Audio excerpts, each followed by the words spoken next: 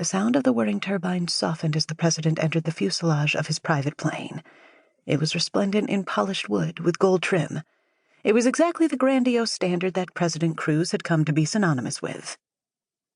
"Have Jezebel meet me in my quarters," he said, addressing his team. "Right away," one said, and his finger came to his earpiece. Mr. Cruz turned away in a huff, retiring to his office at the rear of the plane that sat in front of his bedroom. In the privacy of his cabin, he unfastened his red tie. He walked through to his ensuite bathroom and splashed a handful of water across his face in front of the basin.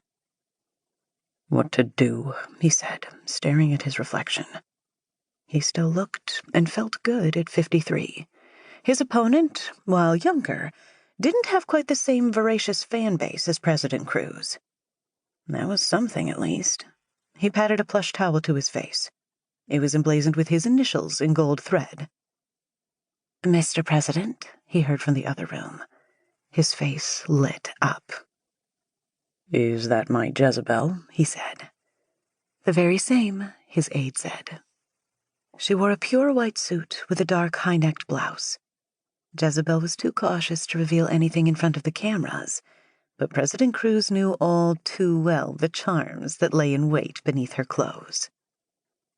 "Tough one, huh?" Jezebel said, walking over towards him and gripping both ends of his open tie.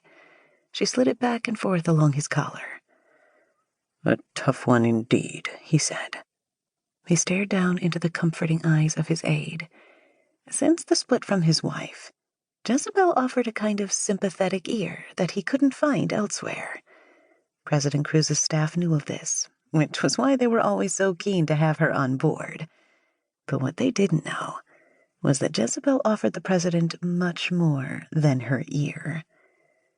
"And how can I make it better?" Jezebel asked, walking around the back of her president and massaging his broad shoulders. "No one understands but you," he said with a sigh. He closed his eyes as she pinched out the stress in his muscles. "You're tightly wound, Mr. Cruz," she said, concerned. "Take a seat." President Cruz pulled the chair out from behind his desk and sat down. He faced the door and looked ahead to the spot where the cameras sometimes sat, poised on his every word. He'd given many a tour around his presidential plane, letting the public satisfy their curiosities. But some secrets Mr. Cruz held more sacred. "I can make you feel better," Jezebel said.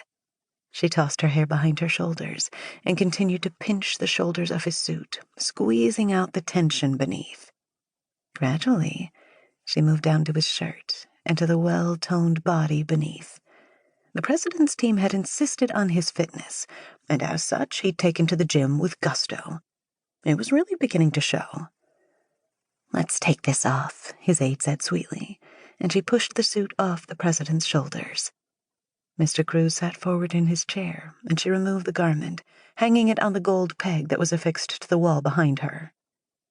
"That's better," she said. President Cruz hummed in the affirmative, closing his eyes to his aide's winning touch. She removed his tie, and then started to slowly unfasten the buttons of his shirt. At 23, and with many of her own business interests, Jezebel was a powerhouse in waiting. She knew how to play the game. "Tell me how I can help you," she said, and she kissed the back of his head.